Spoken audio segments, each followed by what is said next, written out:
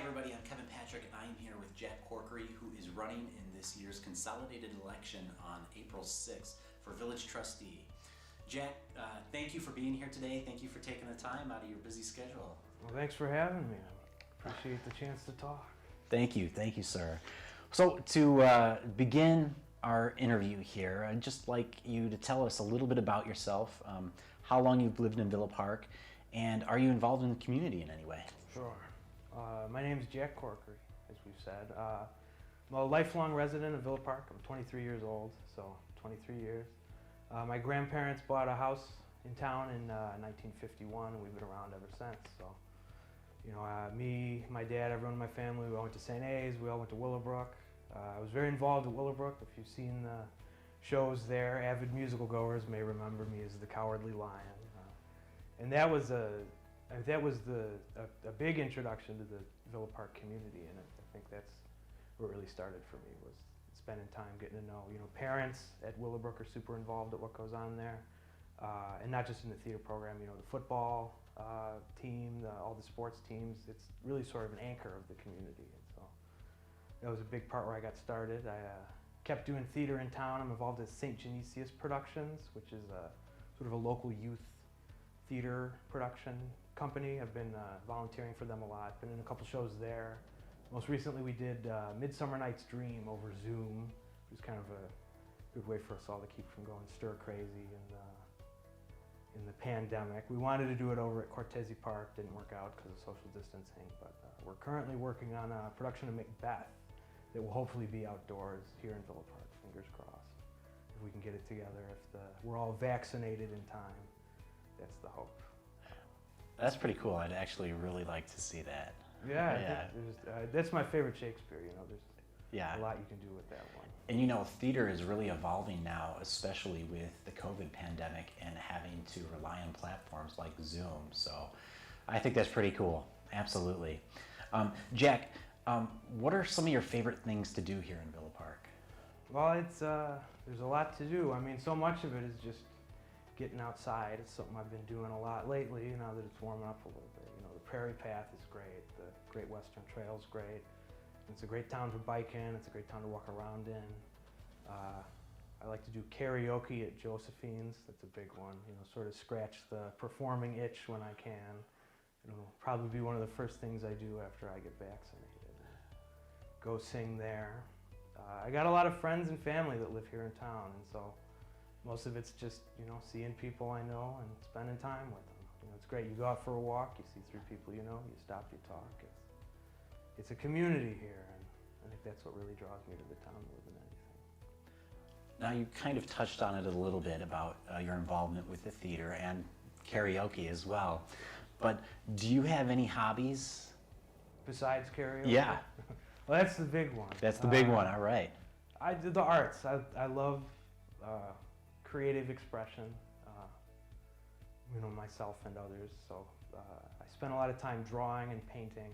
I like watercolors, especially. I like animation. I've been working on a claymation short recently when I got time. There's not much time with the campaign, but it's a slow process anyway. So I finished up one claymation short recently. I'm looking forward to getting started on the next one. It's a good exercise in patience, definitely. And performing too. Like I said, I still perform around town. I did it as a career for a bit, but I find it's a lot more fun if you're doing it for fun. Once it's your job, it kind of sucks a lot of the fun out of it. So I've been performing. I plan to continue to perform and just get up on stage and look like an idiot. That's one of life's greatest pleasures, I think. So I plan to keep doing that. Jack, how would your friends describe you? Oh, it's funny, the adjective that they use, I think most frequently, is chill. You know, people say he's relaxed, he's low-key, and I don't always feel relaxed or low-key or chill, but that's the one that I get the most, I think, is they say he's very laid back. I hope they would say that I'm a good friend. I really try to be, you know, look out for people, be there for them. And they all do that for me, of course. I guess that's what I'd say. They call me a chill, low-key good friend, I would hope. Maybe I'll ask them after this and make sure. So I have a question presented for my kids, actually. Oh yeah? My kids have asked me to ask each candidate a special question for them. So the question that I have for you, Jack, is if you were a superhero, who would it be and why? Oh man. It's hard to say any of them because I just feel like I don't have the physique. But if I was going to pick, I always like Spider-Man. I like that he's the friendly neighborhood Spider-Man, right? That he's not fighting aliens or demigods, that he's just a guy who looks for ways to help out the people in his neighborhood and his town and his community and sees what he can do for them. He's a real sort of regular guy kind of superhero, you know. No shade to Batman, but he never has to worry about how he's going to pay the rent. You never see Superman cramming for a history test. When I was a kid and going forward, I always sort of had a soft spot for Spider-Man. I think he's got the sort of energy that we all ought to be carrying forward. Just looking out for our neighbors, keeping an eye on the people around you, and using what powers you have responsibly for the betterment of all. Friendly neighborhood Spider-Man. The friendly neighborhood Spider-Man. It's a great catchphrase. It's a good ethos. Jack, in your opinion, what are some of Villa Park's strengths? I think it's a beautiful town, and it's easy to forget around this time of year. It's just warming up, but I love just walking around town, and you know, we got a lot of trees, a lot of greenery, a lot of nice old houses.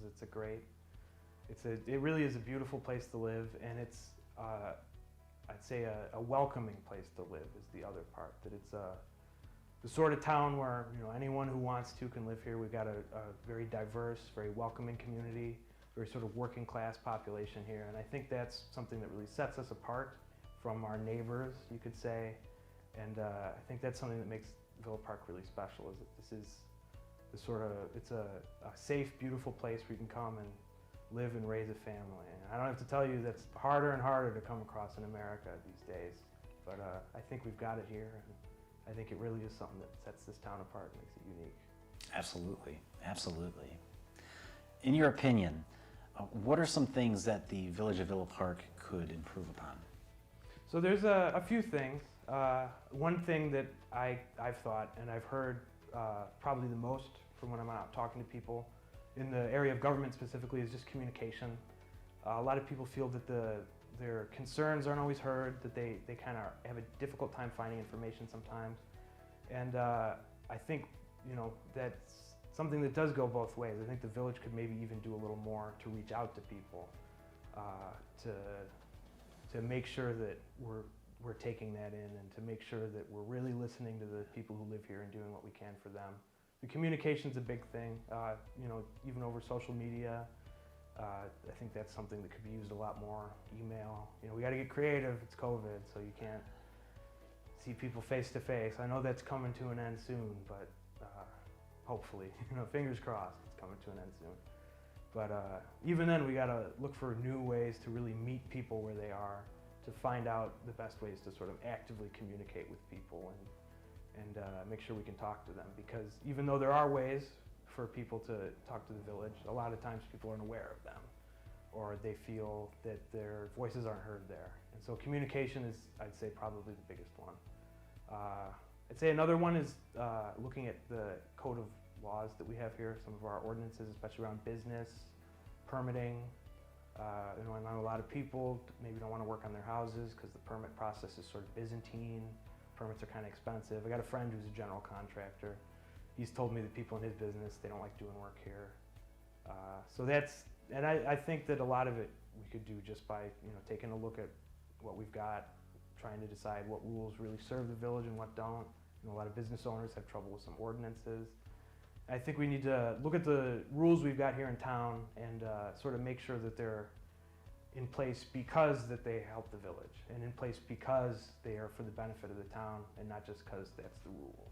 I think we could draw a lot of business in that way, and hopefully we could grow our tax base and work on our infrastructure a bit, which is getting better, but there's still issues with roads and parks and rec and that sort of thing.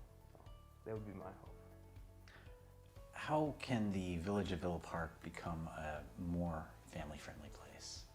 I think that one of the things that makes it family friendly, but it's also an area where we could improve a lot, is at least for me, the Parks and Rec. You know, when I was a kid, I was involved in all kinds of programs. I was a mariner at the pool. Wasn't very good, but I had a good time. And that's one of the things that encouraged my parents to stay here and raise me and my sister here. And I know it's a big draw is that we've got so many parks that you can walk to and you can take your bike to. And if you're a kid, if you're a parent, you don't have to worry about your kids crossing St. Charles Road or crossing the railroad tracks. That there's a lot of facilities and programs that we've got that are a big help to anyone who's trying to raise a family. But at the same time, a lot of our facilities are getting older. You know, tragically, Lufkin Pool no longer standing. Jefferson's getting old, and I think we need to make sure that we have plans in place to keep those facilities running. If they reach the end of their useful life, we got to have a plan ready so that as soon as that happens, we can be ready to replace, so that our residents don't lose out on services that they have, so that we're not cutting back. And I'd like to see that expanded too, you know, see what new programs we can have, improvements to parks and trails, improvements to public space. I think that's one of the things that makes this town such a good working class, you know, affordable place, is that we've got a lot of public space that is just accessible to anyone who lives here. And I'd like to see that maintained and expanded upon. Jack, what motivated you to run for village trustee in this election? So I've been following politics a lot, as I'm sure everyone has in the last couple of years. And I've been sort of just dismayed at the direction of things, as I'm sure everyone has in the last couple of years. And I did some volunteering for national causes, for candidates, and after a couple of years of doing that, it just seems like you got to start local, really. That's where change really happens. And that's where good things really happen, is at your local, maybe state level. And I thought I'd give it a shot and get involved. I love this town a lot. Like I said, my family's been here since the Truman administration, and I don't plan on going anywhere anytime soon. I feel like we're really at a crossroads here. I mean, in the suburbs generally, especially in Villa Park though, where people want to come here. You know, we're seeing tons of people coming to the suburbs. We're seeing a lot of growth in our surrounding towns, and I think that's good. I think we should definitely be encouraging that in Villa Park. But I want to make sure that that growth happens in a way that also serves the people who live here, that make sure that we stay the sort of place where our retirees can live, where young families can live. And so why I get involved in Villa Park specifically, it's because I feel like we're really at a moment right now where we need to, we can grow and we should grow and we need to grow. But we need to grow in a way that serves the town and preserves the residents that we have here. Because that's what Villa Park is really. It's the people who live here.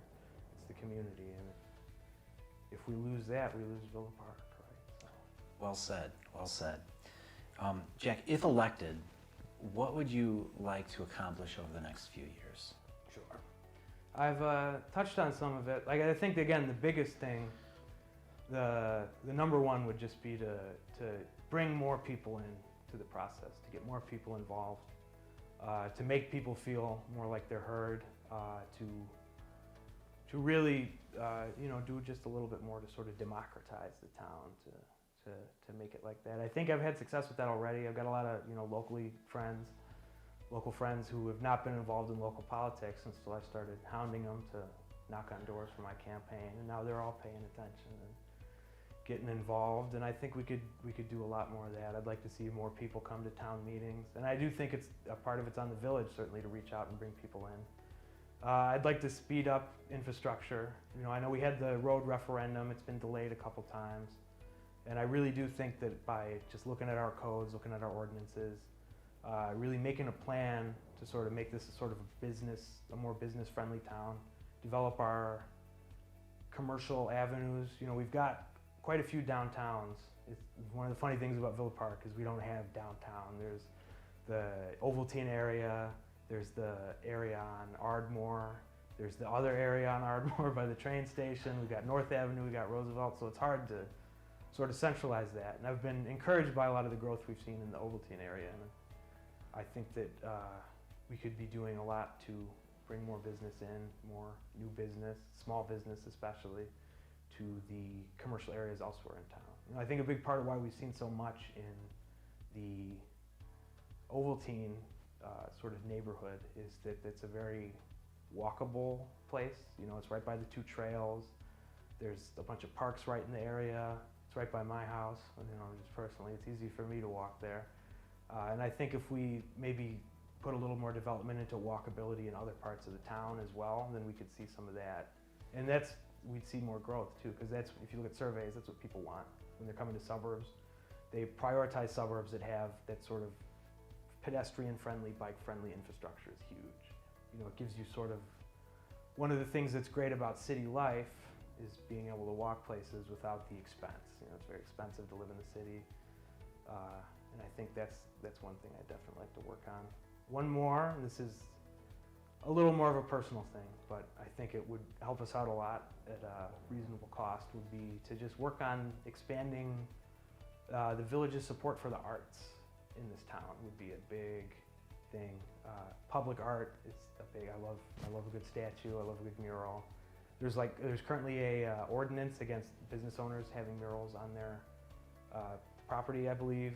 That's one of the things that I look at, and it just seems like it probably made sense back when it was passed, but it's a different sort of town, it's a different place, people want different things, and it's a public art like that it's a really easy way to make your town unique. You know, people see it, they're interested, they stop, they patronize the bars, they patronize the restaurants, they come check out Villa Park and see what it's all about. With St. Genesius, you know, that organization has been incredible, an incredible booster for community cohesion. I'll never forget when we were doing 1776 a couple years ago, I want to say 2 years ago, we did it at the Willowbrook Auditorium. And I was in it, I was playing Stephen Hopkins, the delegate from Rhode Island.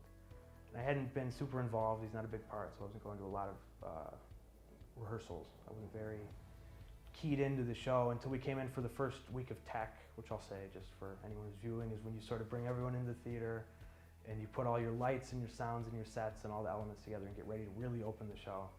And I'll never forget walking into that auditorium, and there were, you know, probably 200 kids and adults from the community hammering and sawing and painting and sewing these incredible elaborate costumes and singing and dancing and practicing, and it was just this incredible, huge, massive collective art project that everyone volunteered their time for. You know, no one was getting paid.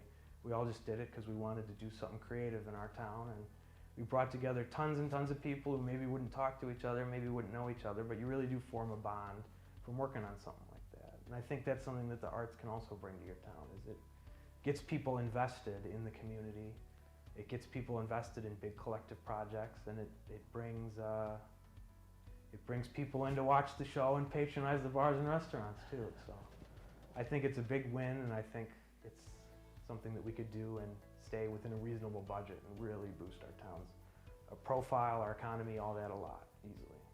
So I'd be definitely committed to the art, supporting local artists. You know, we got a lot of artists here in town, and it's a hard time for an artist always, but especially in COVID. And I think if we can, you know, just do a little something for them, we can keep them around and keep our town unique. Absolutely. Jack, is there anything else that you would like the residents to know about you? I guess I'd just like to let them know that if I'm elected, I'll be open to their concerns. And I really want to work for them.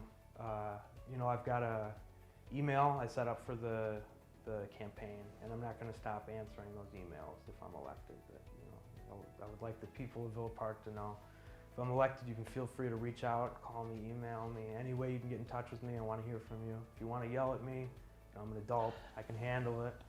And that I'd like to see all of you more involved in the government as well, and that's what I'm dedicated to getting done if I'm elected. So that's what I would like to say. Jack, where can the residents find out more about you? So I've got a Facebook page. It's Jack Corkery for Villa Park Village Trustee. If you search it, it should come up. You can also feel free to email me at jackcorkeryforvillagetrustee@gmail.com. I answered all those, and I really do want to hear from people, because a big part of putting the campaign together has been going out and talking to people and hearing their concerns and trying to figure out what we can do to address them. The more people I hear from, the better the whole thing works. So I have a website coming soon. I know that'll be linked on the Facebook page too. Well, everybody, this is Jack Corkery. He is running for village trustee in the next election coming April 6th.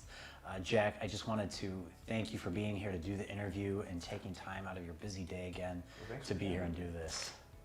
I appreciate any chance to talk to people. I always appreciate it. So thanks for bringing me on. Thank you.